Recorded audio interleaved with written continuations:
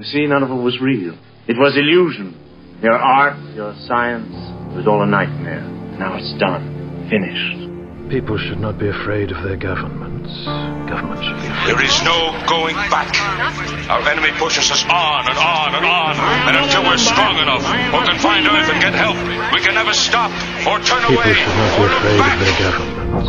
It's hard to find the moral high ground when we're all standing in the mud. I am not a number. I am a free Choice is an illusion created between those with power and those who haven't.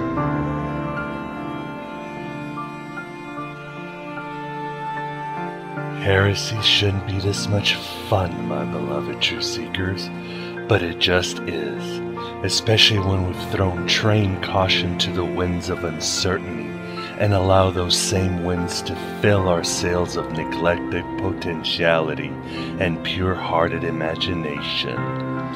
When, like brave vampires, timid creatures of the forgotten night, we spread our arms against the rising suns of hating angels and soul-killing societies during the dawns of our illusionary Waterloos, permitting them to claim victory as our eidolon, our false selves melt, evaporate.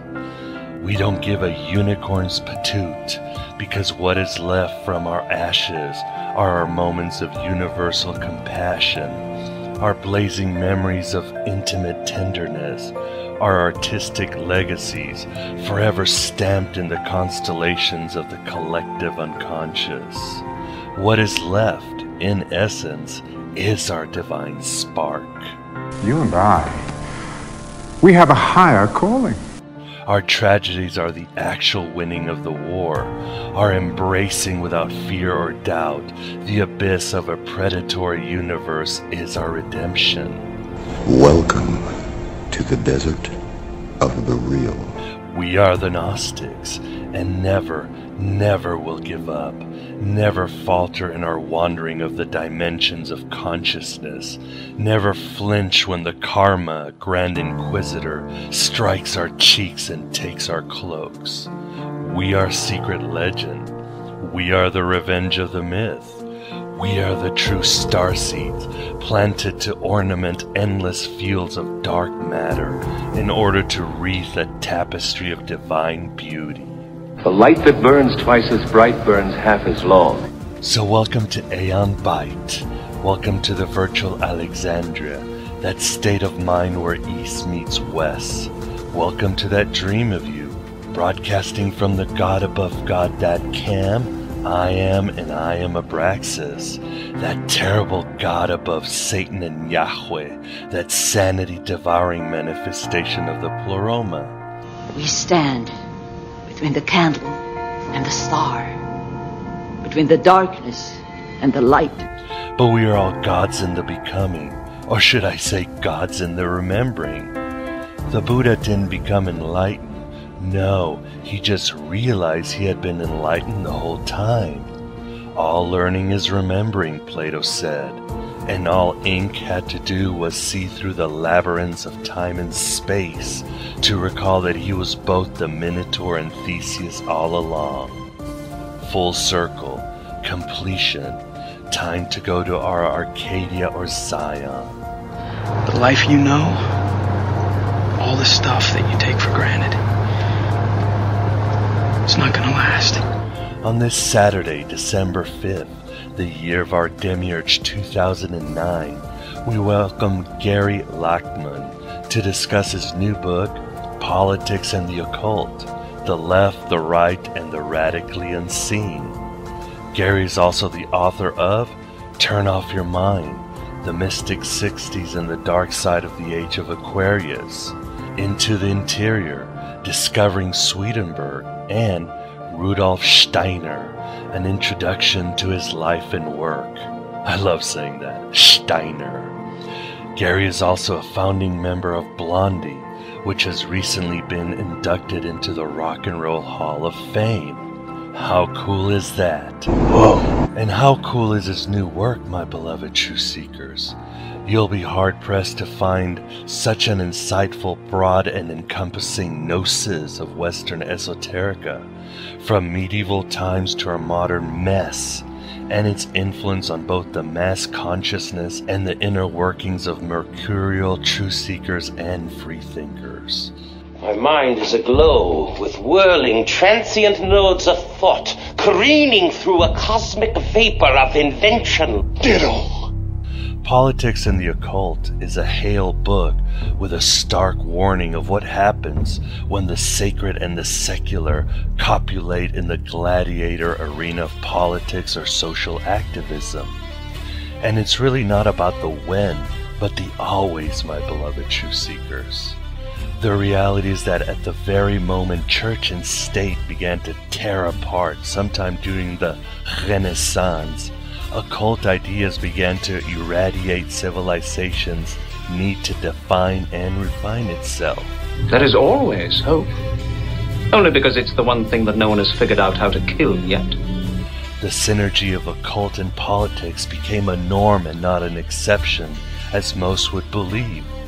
And the results, as Gary details in detail, are often as awe-inspiring as they are horridly tragic. And sometimes they are both. Whether it's the Protestant Catholic Wars, the French or American or Bolshevik Revolution, the World Wars, the fall of the British Empire, or smaller seismic shifts in history, the esoteric has had a pile-driving impact. At my signal, unleash hell. Gary Lachman's book also sheds floodlight on the romantic notion of secret societies getting their hands under the skirts of Southern Belle governments, basically demonstrating it has much less credence than we imagine. After all, these underground brotherhoods were never really monolithic and often never lasted long. For example, the Illuminati or the Thule Society of the Nazis lasted about as long as a Smurf's fart. Freemasons during the American War of Independence were often fighting on both sides of the conflict. Neo-Sabbatian Kabbalah revolutionaries sometimes took as allies anti-Semitic organizations, or, like the Jacobites, were as brutal as any Stalin regime. Let's not bicker and argue about who killed who. And perhaps most interesting of all, many of the secret societies never even existed, but were a projection of humanity's color-fast need for gallant savior knights laboring for noble causes in backroom deals. I love humans. All the same patterns and things that aren't there. No, true history often lies in the middle and is often as nebulous as a David Lynch movie. The closer truth is that the spirit of these secret societies, the ideas of underground cult of personality figures, and the philosophies of ancient and deified cultures are what really embedded themselves in political programs. This often created an unpredictable operating system where nations either got the blue screen of mental and physical death or great syncretic pixels that enlightened and actualized hope for generations. What kind of government rules your world? We have no government. We all know about the sexual mystic Rasputin seducing the Romanovs, or the 20th level archmage John Dee tweaking the historical decisions of Queen Elizabeth. But there are hundreds more examples of arcane hierophants whispering sweet somethings in the ears of political thinkers, king and queens, emperors, revolutionaries, and both benign and despotic dictators. And Gary pretty much documents all of them, dissecting their often chameleon minds, the heart of the zeitgeist around them, and the fruits of their passion. Man only has one lifetime, but history can remember you forever. For example, did you know that Gandhi himself was a member of the Theosophical Society that was actively fighting for India's independence before Ben Kingsley had even thought about it? that Carl Jung was hired by American intelligence to gain information on the Third Reich, that the spiritualist movement of the 19th century was a direct and purposeful precursor to feminism because at its core it believed in the liberation of women. Okay, we need to divide and conquer. That Rudolf Hess, one of Hitler's main deputies, was a student of the great esoteric master Rudolf Steiner. Let me say that again, Steiner. Or that William Blake was imprisoned for political sedition and had friendly exchanges of ideas with Thomas Paine, one of our founding fathers. Did you know that the Roosevelt administration actually bankrolled an expedition into Mongolia in search for a forgotten city called Shambhala, whose inhabitants were akin to the Superman Lemurians of Atlantis? You're working too hard. You're seeing conspiracies that don't exist. Yeah? Or maybe just getting too close for comfort. Or that one of the main roots of anti-Semitism was Western esoteric itself, in its attempt to ironically build a perpetual Steve Austin, Adam Cadman, or celestial man?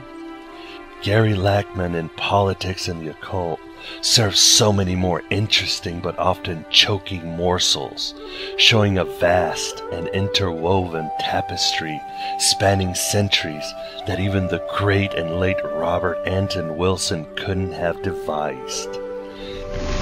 You really think that just because you have an idea, it belongs to you? It is as much of a comedy of errors as it is a calculated effort of countries attempting to import Xanadus. Once orthodox religious organizations failed, and the utopian promises of godless governments just began to taste like raw tofu. The more you make a big deal out of denying something, the more people think it must be true. Another very Red Bull tidbit is that mysticism, although seen as traditionally libertine, is very blind when it comes to right or left-wing politics. Once it gains an Iago voice in Othello civic discourse, it will adopt any ideology, from extreme fascism to extreme socialism, in order to bring about its perception of an aggregate spiritual liberation, sometimes forced and sometimes manipulated. Any discussion of this document or its contents will be regarded at the very least as an act of sedition, if not a willful act of treason. You'd be surprised at the political views of such renowned magi as Eliphas Levi, Annie Besant, Emanuel Swedenborg, Julius Evola, Mircea Eliade, Aleister Crowley, and how they often change depending on the fluctuations of immediate history or geopolitical rearrangements. Gary's scholarship is accurate but objective, as he uncovers a large tarp over the TNT adultery of the occult and the political. And in the end, there can be no conclusion, because this nuclear reactor fusion is like a psycho-spiritual virus that immediately infects the biology of the next political Frankenstein. The poor and the underclass are growing. Racial justice and human rights are non-existent. They have created a repressive society, and we are their unwitting accomplices. One last important point, and extremely salient to our days, is a phenomenon that whenever there is great stress on the mass psyche of a people, whenever there is great oppression or great opportunity, the atmosphere of a society, from its streets to its ivory towers, will be filled with electric supernatural ideas that generate a rabid fever among the population that is almost impossible to control.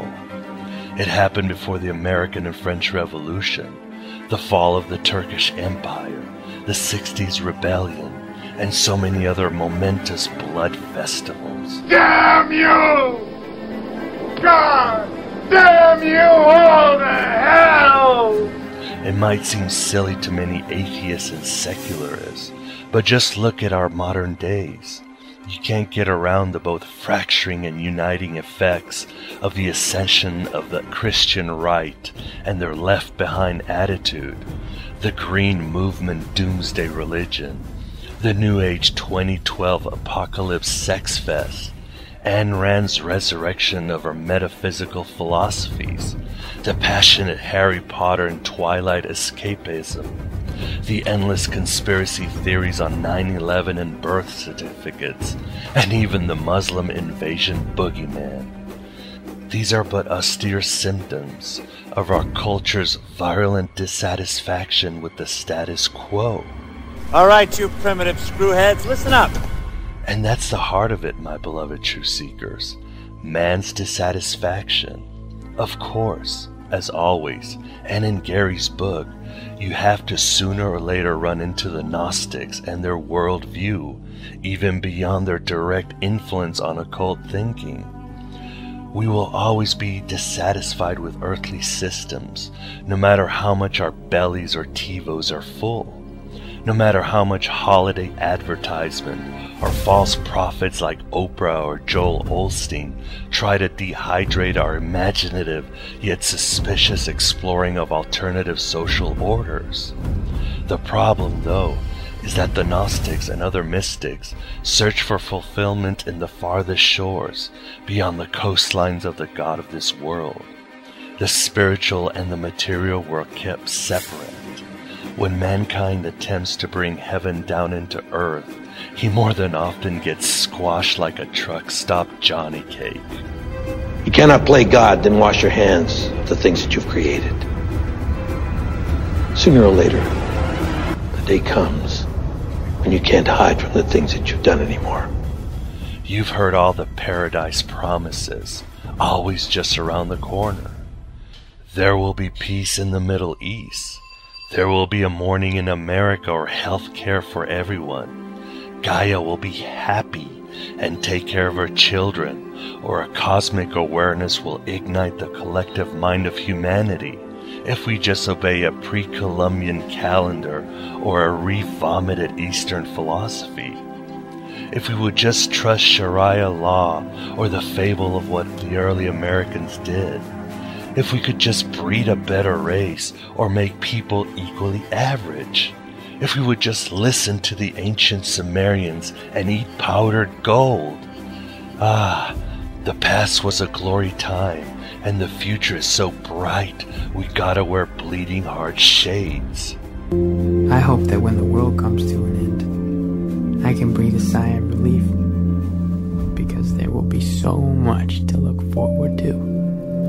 This continual delusion and disillusion just makes both the mystic and the secular politician, at their core, truly hate the modern world and its opportunities more than any classic Gnostic could, to the point they repeatedly support and commit great atrocities. Maybe the human race deserves to be wiped out.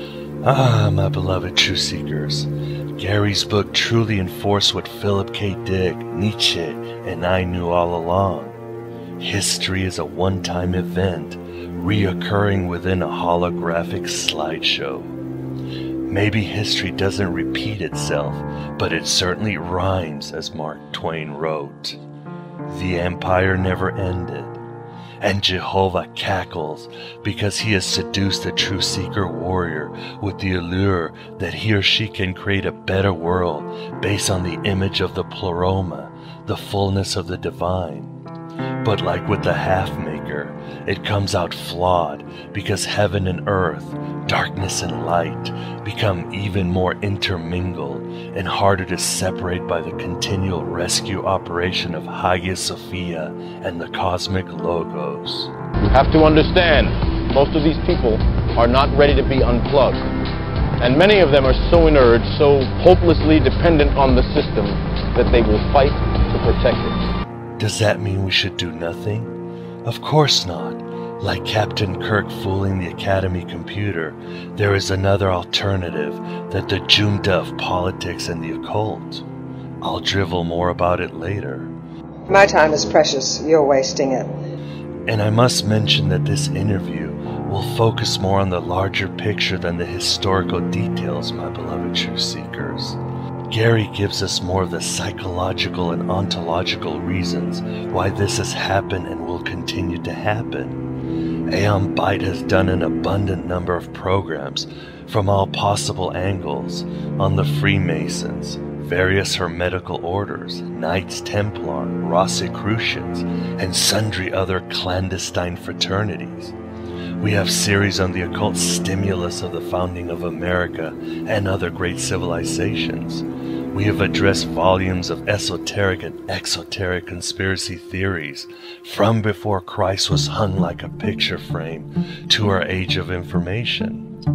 We have analyzed and deconstructed the essence of medieval, Enlightenment, and contemporary mystics, including Jacob Boehme, Paracelsus, Aleister Crowley, Ian Fleming, Lewis Carroll, and many others, many that are also mentioned in Gary's book. And it would take many moons to unlock the Hellraiser's cube that is politics and the occult. So check and download some programs at our store or listen to our excerpts at our media player.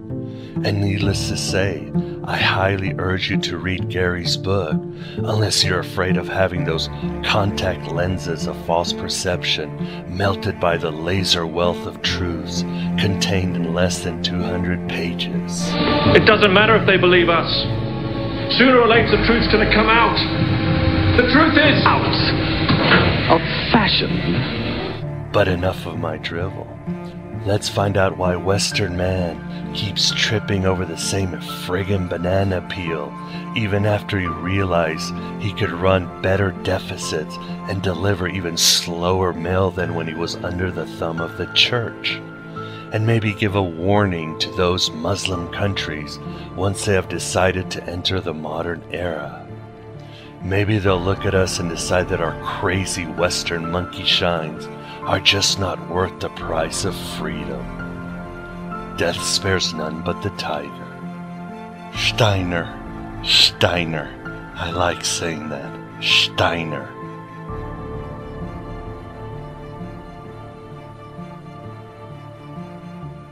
This is the Aeon Byte interview, and with us today we have the pleasure of having Gary Lachman to discuss his new book, Politics and the Occult.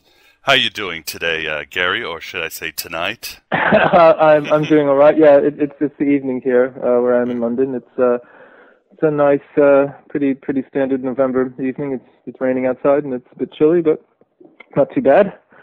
How are you doing? There you go. Pretty good. Thank you. Where are you, in Chicago? Or? Yeah, in Chicago, right. and the weather's above average and pretty kind this time of year, so I'm not going to complain for now. Right.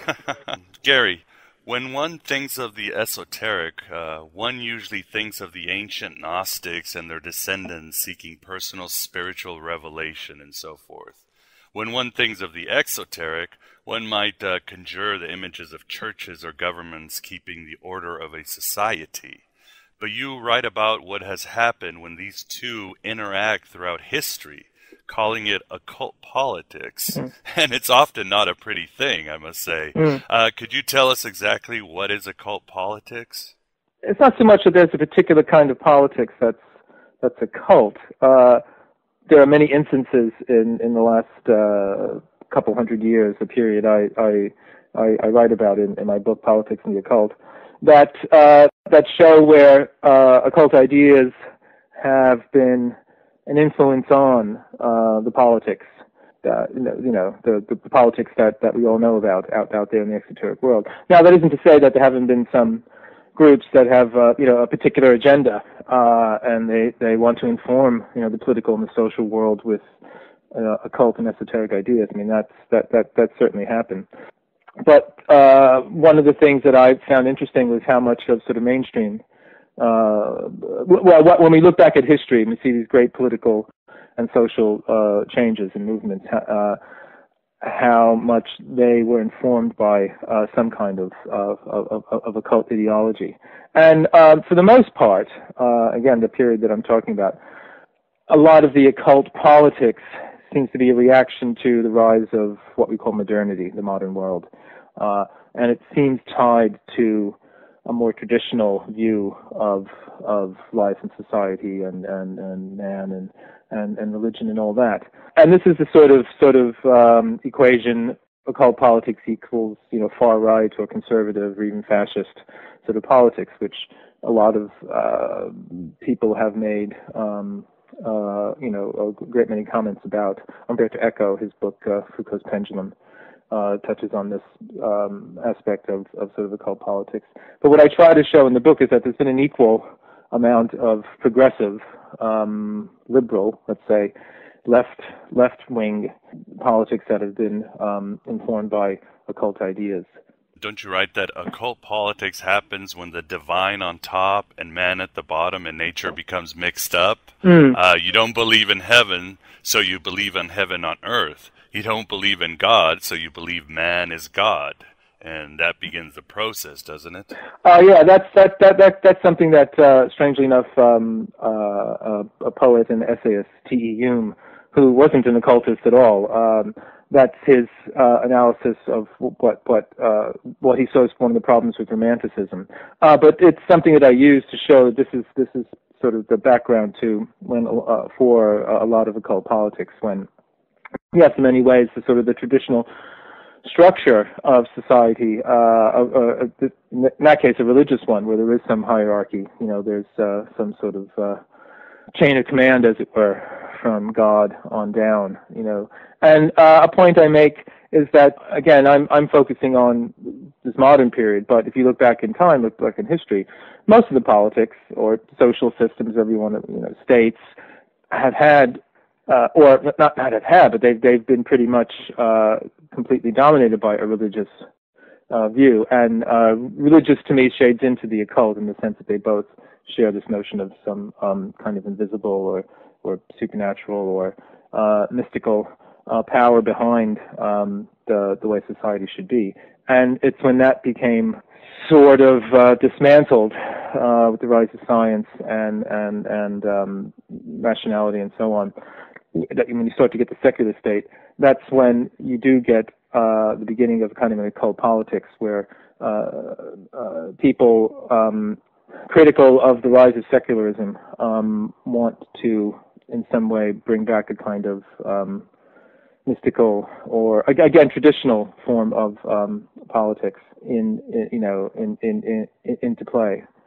Gary, as you give plenty of evidence, it appears that there's always a charged air of esotericism and occultism in the public's consciousness right before and during great historical upheavals, like the French, the American, and the Russian Revolution, the rise of Nazism in Germany, and even the culture changes in America in the 60s. Why do you think this phenomenon occurs? Is it causation, correlation, or maybe some sort of law of correspondence? Well, I mean, I think there's a lot of different reasons. I mean, I think the central one is that when you have these times of tension or times of trouble, as the historian Arnold Toynbee refers to them, interest in something other, something different, something alternative, something outside the norm becomes attractive, and many people are drawn to something that seems to promise a change, and also with things like the French Revolution, the Bolshevik Revolution, the sort of kind of mini social revolution that happened in the 60s, and even with something as dark as the rise of National Socialism. Not to say that the French Revolution and the Bolshevik Revolution didn't have their own darkness. There's a sense of this millennial, notion, this sense of some great total change that's going to happen. It's not only going to change, the political system, but it's going to sort of change the whole kind of conditions of life. It's what you would call an ontological kind of change, and I mean that's something that's going on today to some degree with interest in 2012, which is more prevalent in the States, even though here in London there's posters going up for the movie. So it's something that's hit the popular consciousness. This whole idea that some moment there's going to be this complete sort of reevaluation of things, and some new sort of system is going to come in. And when there's times of uncertainty and stress, people look for something that's going to be a kind of once and for all solution, to the troubles, and that sort of sensibility is open to occult sort of ideas. Yeah, Gary, that you kind of stole my thunder on the next okay. question. All right. Because I was going to ask you that I just read your book, so it's really in my head. And I start, maybe I'm projecting, but I'm seeing many of the parallels, both in Britain and America, as these other historical upheavals. You mentioned, now the New Agers finally have their end day scenario with 2012. Right. But you also have the success of the Left Behind series, the Da Vinci Code, Harry Potter, all these alternative spirituality and Christianity is hotter than ever. So you've got to see the parallels. What parallels between what? I mean, between what other times when? Sure. No, sure. I mean, I make that point at the end of the book. Trying to find a recent example of what you might call occult politics, and I say that a recent one would be the sort of success of Christian fundamentalism in the U.S. And then I just sort of mentioned the 2012 phenomena, which strangely enough, I when the book came out a year or so ago, I posted the last section of the book that talks about the Left Behind series and all that, and has this very brief mention of 2012 on the Reality Sandwich website. I don't know if you know it. It's a website that's very much of it is devoted to the 2012 scenario. And interestingly enough, this brief little mention of it in the context of the Left Behind sensibility, it just drew many sort of comments about how can you make any parallels and blah blah blah. And I have to say it was a tongue-in-cheek sort of remark, because.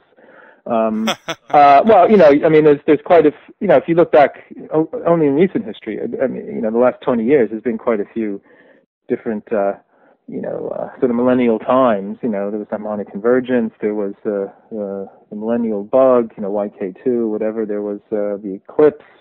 When was that? 99.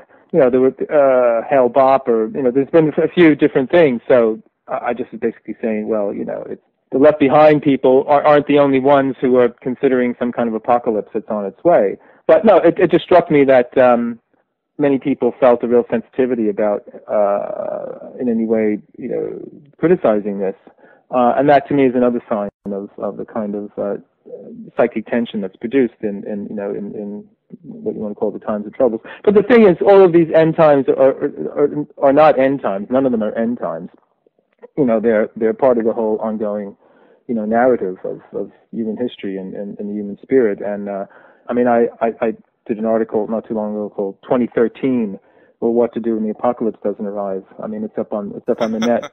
And again, I just basically say, well, look, this isn't the only time this kind of sensibilities come up, and I trot out quite a few different examples. Some of which are mentioned in the book, in Politics and the Occult, but. I basically say, it's without doubt we're going through a time of troubles. You'd have to be an idiot not to recognize that there's plenty of problems. But some kind of once and for all singularity that the 2012ers seem to think is going to take place. I just don't think that, I don't see where that's going to happen. Maybe I'm wrong, but I don't see what's going to happen. And I'm concerned about how popular that sensibility is again, and because it's an indicator to me of a kind of impatience, an evolutionary impatience with, the need for some sudden change to take care of everything. For better or worse, time and age has, I think, has matured me to a certain degree. Like I see, it's a long, hard road, and we're part of it. And all these different end times are different, tension points and points of crisis that, one way or another, humanity gets through. So I'm pretty confident we'll get through, the crises facing us now, which isn't to say that, it'll be a picnic and they're not really crises. Yeah, but what, for example, what are the alternatives? Maybe this is synchronicity, but I've been reading, Plato, and he bemoans, the whole concept of democracy, saying that, oh my God, eventually the homeless guy will have the same rights as the educated. And that. In your book, you give plenty of occultists who, thought, the old adage, everything after Plato is a footnote. That was the peak of Western civilization. and democracy itself is not that good of a thing. Are there any alternatives out there? Well, alternatives to democracy?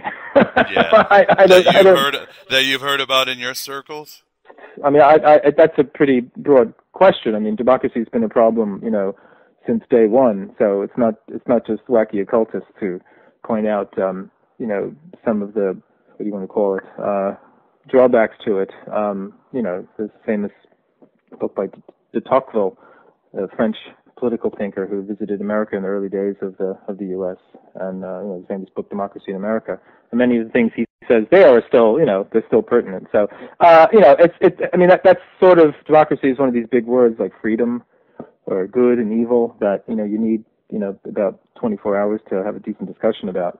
I think one of the things that I try to do in the book is to show that I recognize, and I think it's good to recognize, some of the problems with the demotic society that we have now, this kind of society of, I don't know what you want to call it, this kind of unquestioned egalitarianistic ideas, but recognize some of the problems that it generates itself, but to also recognize that the kind of alternatives to it proposed by some traditional thinkers, like the fascist occultist Julius Evola, who was an Italian esoteric thinker in early, he died in the early 70s, but who was very active during World War II and tried to influence both Mussolini and Hitler and so on, and had a whole sort of political occultism based on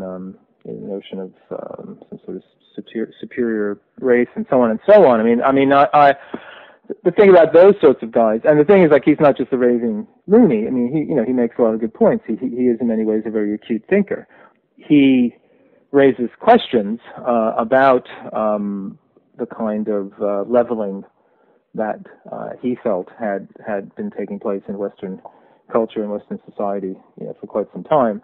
But his solutions to those problems I find unacceptable. But the fact that I think the problems that he raised do need addressing, but not to be addressed in the way that he addresses them. And I think it's better to recognize that than to have the kind of ideological ignorance that leads to, stupid things like political correctness. No, I agree with you on that one. Yeah. In fact, Evola was the first book on magic I ever bought. Was by Evola. Great book. What, Introduction to Magic, I think it's... it was one of those books, Hermetical Magic or something. Oh, right, yeah. I mean, I think about, what I want to say about Evola is that I think he, some of the things he writes, a lot of the things he writes are definitely worth reading, but I do find his politics repellent. It'd be too easy to say, oh, he's a fascist, hence I won't, bother to read anything that he writes.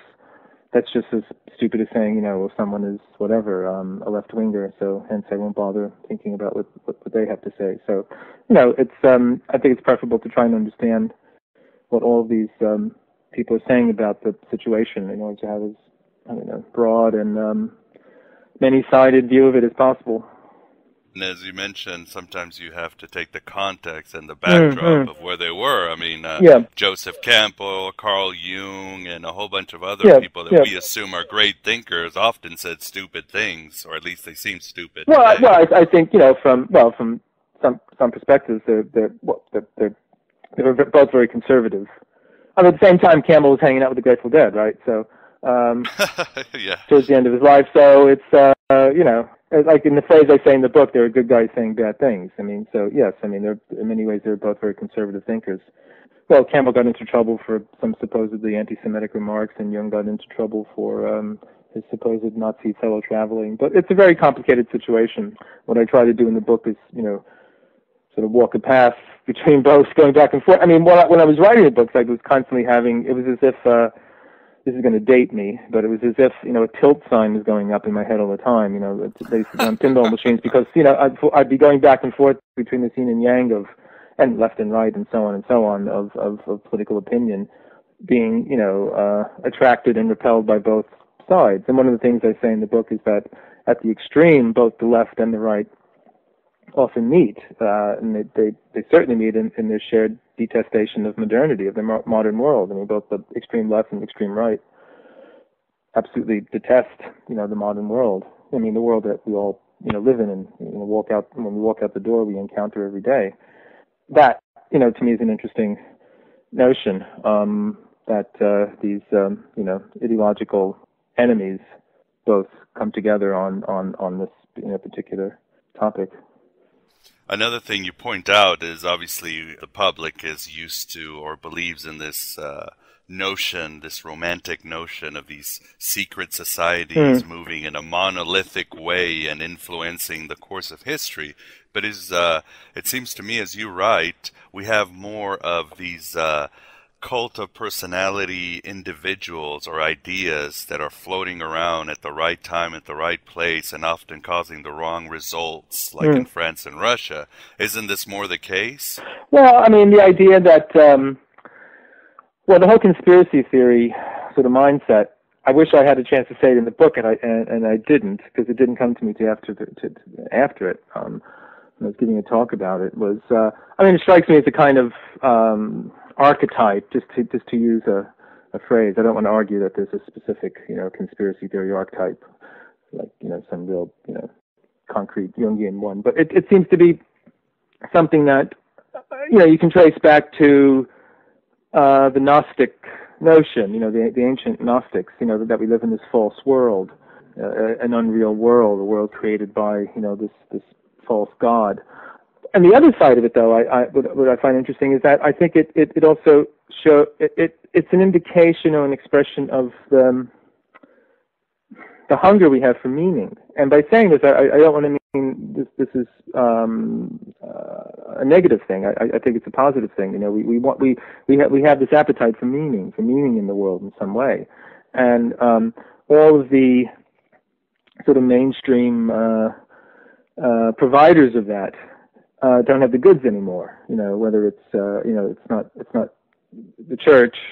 Obviously, for lots of people, it still is. But that I think that's a whole different question itself. The whole fundamentalist issue and so on, which that's tangential right now. But and other sort of sources of wisdom of giving us meaning. Why we're here, what we're supposed to do, what the world is about. Why do we exist, and so on. Science doesn't tell us. Science tells us that 15 billion years ago, for no reason, less than nothing exploded. And that's why, we're here now. The Big Bang, happened, and that's why you and I are having this conversation now. And people want to believe in something. They want to believe that there's some story, there's some narrative behind things. Nietzsche famously said that man would rather will nothing than not will. Because that even, that the will to nihilism is still a kind of sense of a story, of something to believe in, and I think the conspiracy theory sensibility, which has become very strong in the last 50 years, is this kind of expression of that. It's a way of saying, well, something's behind all this, something, and I think in many ways it's a good instinct, though I don't think the particular sort of way it's being fulfilled, the way that appetite's being fulfilled in conspiracy theories about politics and so on and all that is necessarily good. Because I don't think there's some, group, whether it's the Bilderbergers or whoever the Skulls or whatever, Skull and Crossbones, all that kind of stuff. That to me, maybe they are, maybe those millionaires are all hanging out together. But I don't think they're pulling strings or that kind of thing. And again, what I said earlier is that you don't really need to have these, people with cloaks on in some secret vault controlling things to see where this kind of occult sensibility has come into politics. But I begin the book with a discussion about the Rosicrucians, and they're kind of like the first secret society. They're sort of they kind of set the standard, or they kind of provide the blueprint for the rest of these sort of secret societies. And the great thing about the Rosicrucians is that they were fiction. They were a ludibrium, a serious joke, in the sense that people with the ideals that the Rosicrucians expressed, this notion of a new social order and a more tolerant, liberal, religious and political viewpoint, and this whole embrace of knowledge, and both scientific and hermetic and magical, and so on. They invented this group of people who were expounding those views, and they published these Rosicrucian pamphlets, manifestos that went up in parts of Germany, and invited people to come and join them. And those people started. People got were really moved by that, and so they sought the Rosicrucians out. And by doing that, they invented the Rosicrucians, who didn't exist beforehand. And I think that's fantastic. I think that's the power of the human imagination, finding something to embody its desires and its ideals and its vision. And it's a useful fiction. It's a pious lie, or it's a myth. But they were the first ones. They were this notion there was a secret society hidden, behind the scenes. They were considered to be. They were also called the Invisibles because they couldn't be found, and they had various different powers and knowledge and so on. But the whole idea was to bring about this change in Europe at the time, and they were, as a friend of mine says, they were the occult wing of the Protestant Reformation because they were involved in the battle against the Habsburgs and the Church and so on, which turned into the 30 Years' War and the Counter-Reformation and so on and so on. So again, that at the very start of the book, here's a very concrete example of hermetic or esoteric or occult ideas being really a part of mainstream world history. And then that sense of this group, some group, some secret society behind things, that gets carried on. It becomes part of Freemasonry, and then later in the 19th century, it's Madame Blavatsky and her hidden Mahatmas, or it's the Golden Dawn and the secret chiefs and so on. Gurdjieff, it's the Inner Circle, Inner Circle of Humanity, who are kind of guiding us towards our evolution. So I think it's a useful, very helpful, very valuable idea, but I don't think there's actually people somewhere. As you write, this mythology or this romance can cut both ways. As you prove, Hitler was really not into the occult, but he certainly had no problem using the mythology for his own ends, didn't he? Sure. Well, I think Hitler was aware of what I said earlier about this hunger for meaning. People hunger after, bread and a place to live and so on. But once you're fed and you're housed, you want your life to have some sort of significance. You want to be part of something. And I think Hitler knew that in some way, in some warped way. The thing about if you look at National Socialism, it's full of all this idealistic rhetoric and heroic values and all that. And I think I don't know, Hitler, he probably believed that that's what he was doing, but Hitler was after power and he was after control, and he would have used anything to get those. And he recognized the power of myths, the myth of the Vogue, and the myth of the superior race and all that. And he would manipulate people's sort of appetite for significance. And if you see the Nuremberg rallies and all that sort of thing, it's a fantastic.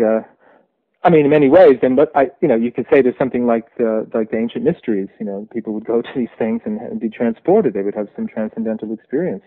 All the lights and the marching and the chanting and so on. And I think another thing Hitler either knew of intuitively. I don't think he knew it clearly in some articulate way, but I think he knew it in some canny way.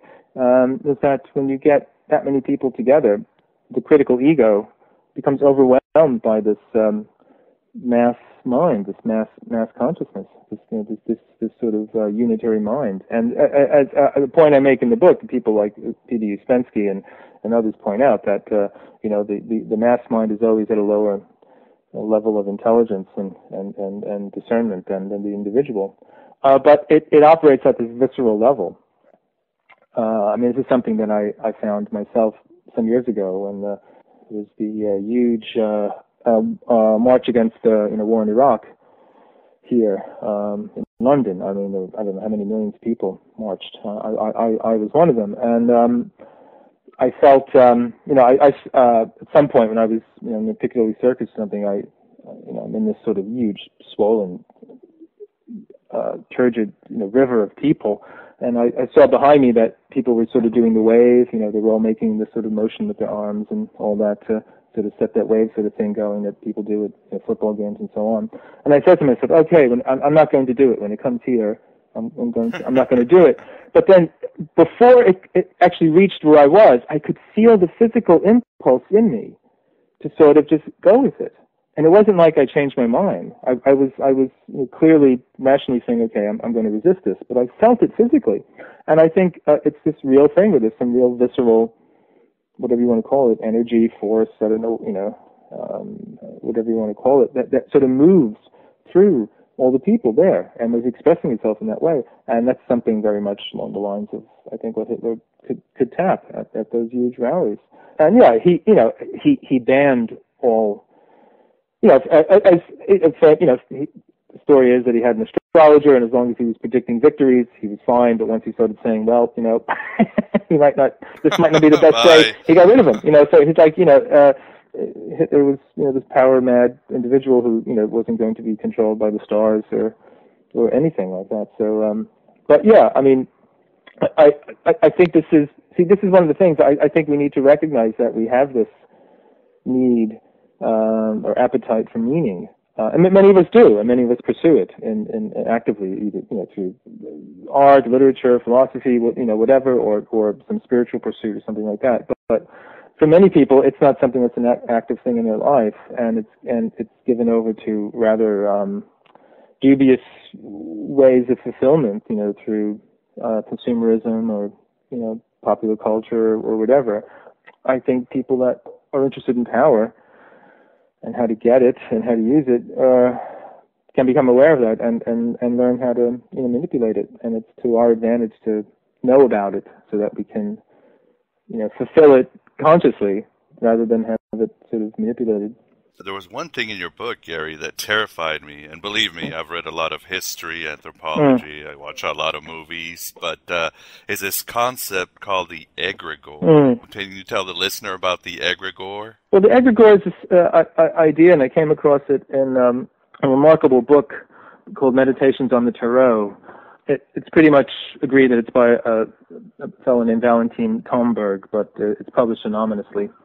And it's this huge book that just takes all the tarot cards and or the trumps. He writes these, at times beautiful, poetic, insightful meditations on them. Having said that, he comes from he's a devout Catholic, so he comes from a Catholic point of view. So if you can take a bit of Catholic propaganda in there, you probably won't want to bother with the book. But I was able to read past it. But in any case, he comes up with he mentions this notion of the Egregore, and it's this kind of group. It's a sort of psychic entity that takes on a life of its own from a group. It sort of feeds on the group's passions and beliefs, and then it gets into this kind of feedback where feeding on that, it in turn feeds back into the group, feelings or emotions, and it manipulates it in order to grow more and to have more. And this is something that what I was just talking about. It comes out of the group mind phenomena, where this sort of psychic entity takes on a life of its own. It's in a group sense. It's what Alexander David Neal, who's one of these great early 20th century women travelers and writer who traveled in Tibet. She talks about, in this book on magic and mystery in Tibet, she talks about her experience with the tulpa, which was this imaginal sort of creature that she created through visualization and imagining it and focusing and meditating on it. And then it took on this life of its own and got out of her control and went and did some mischievous things or whatever, and she had to go and somehow find it and sort of dissolve it. And this is something, Egregore is something like that on a collective on a collective scale. Its effect on people is that, it bypasses the critical mind and it gets you in your gut. I mean, in some ways it could be like Jung talks about the archetype. Jung, famously said about National Socialism in an essay called Wotan, which he wrote in 1936, that what had happened in Germany was that the ancient Teutonic god Wotan, or Odin, had reemerged and was basically taken over, and had turned was turning the Germans into these berserkers, and the Egregore is something like that as well. And it's not something that's limited only to like those bad guys on the right wing. It happens in leftist groups as well. I mean, left wing sort of rallies or marches and protests and so on. And in saying this, I'm not saying I'm not left. I'm neither left nor right. I'm just trying to show that these sort of phenomena take place on both sides of the political divide. But I think it is something that I think needs to be recognized, especially in the political world, because that is a social world. That is a world of the collective. There's very often a strong possibility that these sort of collective minds that take on a mind of their own can grow and oftentimes have sadly disastrous effects. Another thing you point out, which is very interesting, is that esotericism is one of the main, or was one of the main influences on anti-Semitism in the 19th century, wasn't it? Especially the French. Well, sadly, there's quite a few incidences of anti-Semitic ideology, sensibilities, associated with esotericism, and that's a variety of different reasons. One of which is a lot of French esotericism is Christian or Catholic in many ways. It's linked to the church, and for Christians, for Catholics, I'm not saying that for all Christians or for all Catholics, but for many at that time, Jews were seen as people who denied Christ and so on, and it also had to do with the the rather stupid racist ideas that are incorporated in the Protocols of Zion, which was this fraudulent text that seems to have had a French origin and then got transmitted to Russia in the early 20th century. Wound up being published there, and there was this whole idea that there was this secret Jewish plot to control the world, and it implicated the Masons as well. So, I mean, a lot of these ideas are still around, sadly. I mean, you find, you talked about Evola earlier, you find, anti-Semitism in Evola. I mean, he if you need a reason to be critical of him, he wrote an article arguing for the veracity of the Protocols of Zion. And this is, if you ever read it, it's a rabid anti-Semitic, nasty piece of work. So here's you even mention Henry Ford. Yeah, Henry Ford is one of the people who were, so it isn't just these these wacky esotericists. It's Henry Ford, the man who said what's good for General Motors. Did he say that? I forget which one. No, he was Ford. He wasn't General Motors. Sorry, wrong one.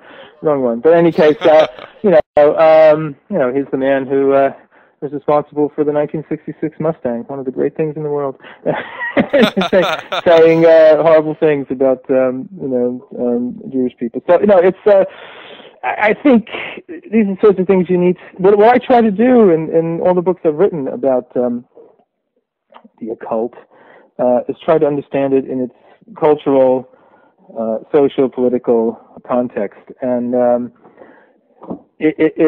many of these things are part of a world that, for us, in the early part of the 21st century, just seems rather reprehensible and unattractive. But not to excuse it, but I think it pays to try and understand it. And when you come across the sort of anti-Semitic or other, in other contexts, other racial sort of ideas, you think, oh God, this is pretty tough stuff, to swallow and to accept. And some of it, I think, is completely unacceptable and repellent. But it's just one of the things you need to see. I think some people don't want to recognize this, and I think that limits the place that esotericism or occultism can have in the general conversation of things. I mean, there was in the certainly post World War I, there were quite a few esoteric or occult sort of groups that aligned themselves with a fascist, or it's certainly a far right, or certainly a conservative point of view that in some ways were linked to the church, other ways weren't. But I think again, if you understand what was going on in politics in the world at the time, it makes sense that it happened. It doesn't condone it, but you can understand it. And Gary, you write in detail about several intriguing figures who mix mysticism and politics, many very unknown, but that were very influential in Western history to some degree or another.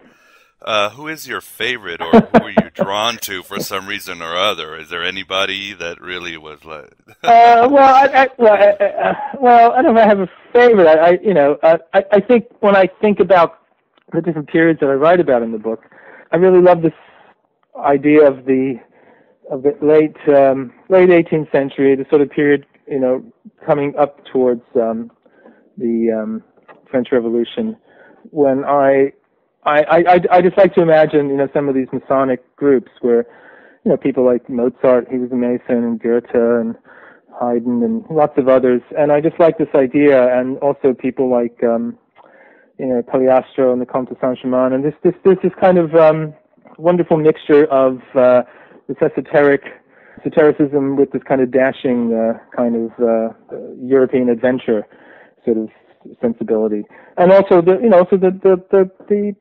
ideals that were informing Freemasonry at that time. The brotherhood of man and the sense of tolerance and religious tolerance and political and social tolerance. And there were even some Masonic groups, one started by Cagliostro, that were women, that were had women members and so on. So it's this kind of very, in many ways, what was going on then was the kind of multicultural, pluralistic sensibilities that we, in politically correct early 21st century, strive towards, or at least give lip service to.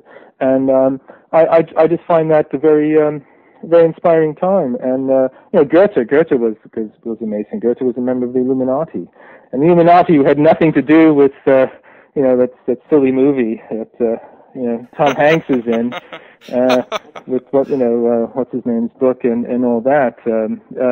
Adam Weishaupt, he doesn't get mentioned once. I didn't read the book, but I saw the film, and it was God, so bad.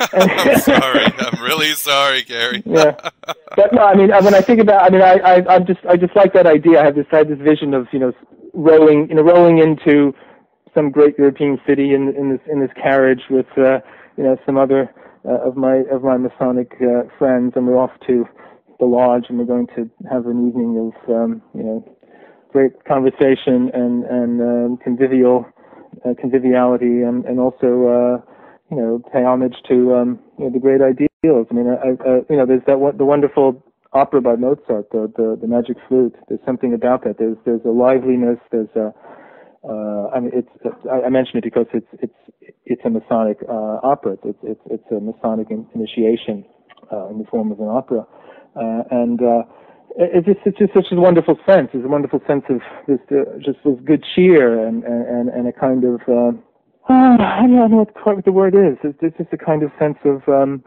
hope and optimism that I just find inspiring about that time. It's something I think we could use some of today. Yes, I definitely agree with you. Well, I think that's all the time we have today, Gary. I'd like to thank you very much for coming on Aeon Byte and discussing your very intriguing and stimulating book. Well, my pleasure. And thank you very much for having me on. And I hope I've made some sense this evening, and I look forward to possibly being on again. Oh yes, we're definitely going to invite you back. Don't worry about that. We still have so much to talk about. All right. Well, you have a good evening. You as well. Cheers. Bye-bye. Bye.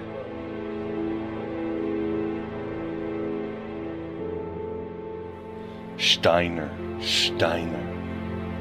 And there thou hast it, my beloved truth seekers.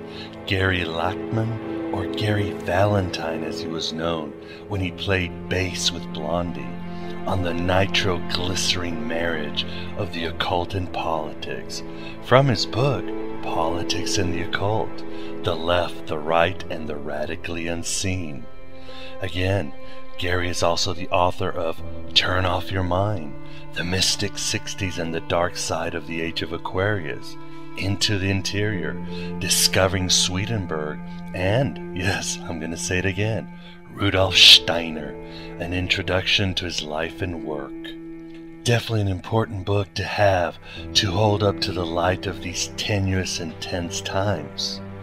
But the Gnostic response is that all times are tenuous and tense because we're all just really apes in a tribal god's desert fighting with sticks, while the dark obelisk from the alien god is right next to us, waiting patiently for us to notice it.